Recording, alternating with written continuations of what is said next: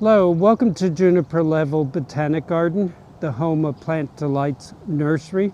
We're certainly best known for winter hardy herbaceous perennials. That is, things that survive the winter in our climate, maybe not in Alaska, but in our climate, and lack permanent woody stems. So we're talking about perennial plants, but not those perennial plants with woody stems like trees and shrubs. But when you visit the gardens here, you will realize that the actual gardens you can visit are rich with a wide range of both trees and shrubs from around the world, plenty of really wonderful North American natives, but also plants from other parts of the world. And two of the most interesting plants, well, at least to me, in the garden are the wheel tree and the Exbucklandia. The wheel tree is, like the ginkgo, the only plant in its genus. So there's only one species of ginkgo, Ginkgo biloba, and wheel tree is Trochodendron, and Trochodendron actually means wheel tree. Trokos is Greek or Latin for wheel, and of course dendron, tree. It used to also be the only plant in its family, the Trochodendraceae, but genetic research has shown that it's sufficiently closely related to the, is it Sterculia? What did I just say? Well, to another genus, and so now those are in the same family. It is an Asian plant. It's, all the leaves are in whorls, and they branch into usually three to five divisions, and you end up with this very layered effect to the plant.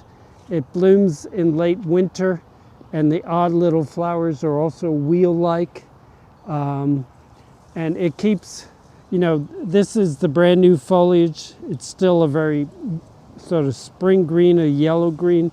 These are last year's leaves, and it retains last year's leaves for a while. I'd never seen anything resembling a fruit on it. There's no sign of fruit, having just bloomed maybe 2 months ago. But it's a lovely evergreen tree, very architectural. This is quite a sunny place, but our other plant is in full shade all day, and it does just as well, or maybe even happier with more shade. Now this plant up here is an evergreen member of the witch hazel family. And the witch hazels, the hamamelis, are one of the showier members of the family as far as their blooms go. But like many members of the witch hazel family, the Exbucklandia, the flowers are almost, you could almost overlook them, but it's a beautiful evergreen plant. The leaves are shaped a little bit like our native tulip popper, the liquid ambar. And this individual has been amazingly successful. This house was bought by Tony Avent in 1996, so it was planted sometime after that, and it's gotten, I don't know, that might be certainly 30 feet tall, maybe close to 40 feet tall. And Exbucklandia is spelled Exbucklandia. It is not that X that precedes a generic name, the name of a genus, where it's a hybrid between several genera. It's a really curious thing. Somebody wanted to honor Mr. Buckland and name this plant after it. And then somebody said, oh, you can't do that. We already have a genus named Bucklandia. And so they added the EX before it, all one word, So it's Exbucklandia. And there are about 3 species. They are grown as a timber plant in China. You know, what my understanding, there's 3 to 5 species, maybe just 3, but taxonomists have a bunch more studying to do before they decide on what family, how many species there are. You know, it's growing in full sun, just average soil. Neither of these plants need to be coddled at all. Now, I'm quite sure the Exbucklandia would not be winter hardy in even zone 7A. We used to be 7B, the warmer end of 7, and it did fine, but I've seen other plants of Exbucklandia in this climate get clobbered a lot of winters. Now the Trochodendron, the wheel tree, is quite hardy. The first time I met it was in the 1970s. Plants had evolved by then.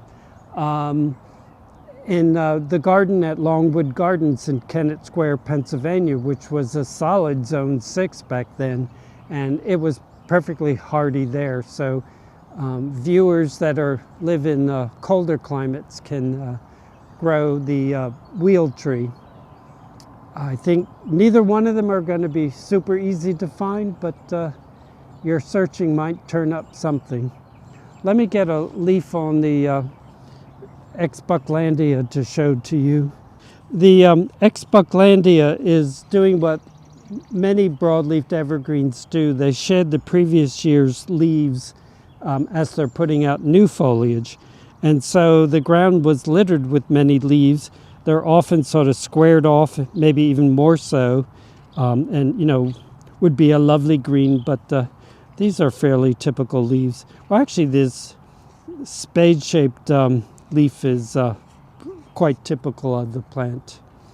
So a real handsome, our plant has become a really handsome specimen. More of a collector's plant, but very worthwhile one. Thank you for your time today, and I hope to see you again in the garden.